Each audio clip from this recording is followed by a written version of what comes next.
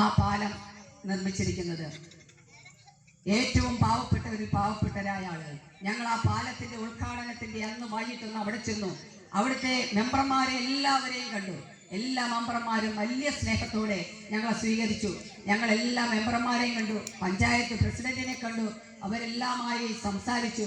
അവരുടെയൊക്കെ ആ ചുറ്റുവട്ടത്തുള്ള വീടുകളിൽ പോയി. അവർക്ക് ഇതിൽ പരം ഒരു സന്തോഷമില്ല.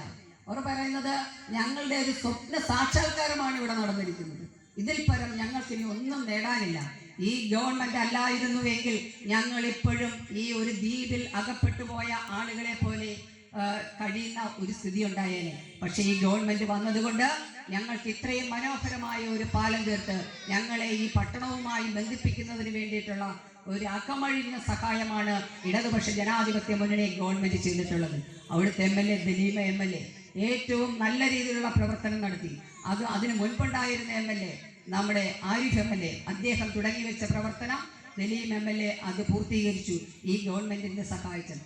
അങ്ങനെ നിരവധിയായ പാലങ്ങളും റോഡുകളും കലുകളും ഒക്കെ തന്നെ ഇവിടെ നിർവഹിക്കാൻ കഴിഞ്ഞു. നമുക്ക് നമ്മുടെ കണ്ണിന് മുന്നിൽ കാണാം. ഇച്ചിരി കിഴക്കോട്ട് പോയാൽ പുന്നമട പാലം നിസ്സാരമല്ല. 67 കോടി രൂപ മുടക്കിയാണ് പുന്നമടയിലെ പാലം. കാരണം എന്താ? നെഹ്റു ട്രോഫി എന്ന് പറയുന്ന ഒരൊറ്റ വാർഡ് മാത്രമേ ഉള്ളൂ. ഞാൻ പ്രതിനിധാനം ചെയ്യുന്ന വാർഡ് നെഹ്റു ട്രോഫി വാർഡ്. 625 കുടുംബങ്ങൾ മാത്രമാണുള്ളത്. 67 കോടി രൂപ മുടക്കിയാണ് നെഹ്റു ട്രോഫിയിലെ ആളുകളെ അക്കരെ ഇക്കരെ സഞ്ചരിക്കാൻ വേണ്ടി. അവിടെ വള്ളം മാത്രമാണ്.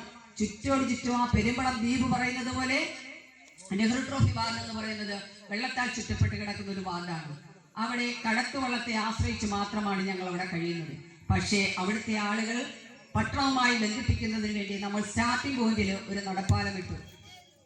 3.5 കോടി രൂപ മുടക്കി മുനിസിപ്പാലിറ്റിയുടെ ചെലവിൽ ഒരു നടപ്പാലം ഇട്ടു. അതിനുശേഷമാണ് നമ്മൾ ഈ പുന്നമടയിൽ നെഹ്റു ട്രോഫിയിലേക്ക് ഇറങ്ങുന്നതിന് വേണ്ടി 67 കോടി രൂപ മുടക്കി ഒരു പാലം. ആ പാലത്തിന്റെ പണി 1.5 വർഷത്തിനുള്ളിൽ, 1 വർഷം വേണ്ടിവരും, അതിനുള്ളിൽ ആ പാലത്തിന്റെ പണി പൂർത്തീകരിക്കുകയാണ്. ഞാൻ ചോദിക്കട്ടെ, ഇച്ഛാശക്തിയോടുകൂടി ഭരിക്കുന്ന ഒരു ഗവൺമെന്റ് ഉള്ളത് കൊണ്ടല്ലേ നമുക്ക് അത്തരം കാര്യങ്ങൾ ചെയ്യാൻ പറ്റുന്നത്? പാവപ്പെട്ടവരോട് പ്രതിബദ്ധതയുള്ള ഒരു ഗവൺമെന്റ് എപ്പോഴൊക്കെ അധികാരത്തിൽ വരുന്നോ അപ്പോഴൊക്കെ മാത്രമാണ് ഈ പാവപ്പെട്ട ജനങ്ങൾക്ക് വേണ്ടിയിട്ടുള്ള കാര്യങ്ങൾ ചെയ്യുന്നത്.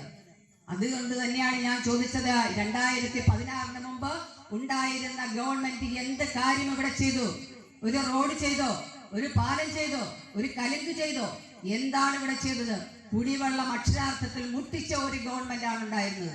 ഇന്ന് കുടിവെള്ള പ്രശ്നത്തിന് ശാശ്വതമായ പരിഹാരം കാണാൻ ഈ ഗവൺമെന്റിന് കഴിഞ്ഞു.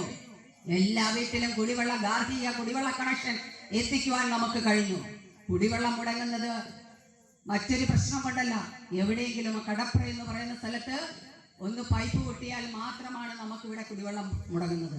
അല്ലെങ്കിൽ ഇവിടെ എന്തെങ്കിലും മോട്ടോർ കത്തിയാൽ കുടിവെള്ളം മുടങ്ങും.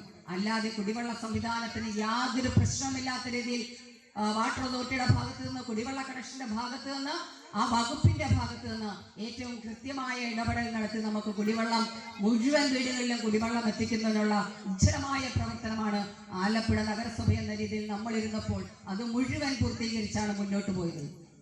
ഇത്തരത്തിലുള്ള ഒരു ഗവൺമെന്റ് ആണ്. അതാണ് ഞാൻ ഇവിടെ സൂചിപ്പിച്ചത്. നമുക്ക് സ്ട്രീറ്റ് ലൈറ്റിന്റെ കാര്യത്തിൽ ഇവിടെ വെട്ടവും വെളിച്ചവും ഇല്ലാത്ത സ്ഥലമില്ല. എൻ്റെ വാർഡ് അടക്കം കുറച്ച് സ്ഥലം മാത്രമാണ് അത്തരം കാര്യങ്ങളില്ലാത്തത്. ബാക്കിയുള്ള പ്രദേശങ്ങളിലെല്ലാം കൃത്യമായ രീതിയിൽ വഴിവിളക്കും ലൈറ്റുകളും ഒക്കെയുള്ള ഒരു പ്രദേശമാക്കി മാറ്റാൻ അതിൻ്റെ കീഴിൽ നമ്മുടെ വൈദ്യുതി മന്ത്രി എന്ന രീതിയിൽ അതുമായി ബന്ധപ്പെട്ടുകൊണ്ട് ഏറ്റവും കൃത്യമായ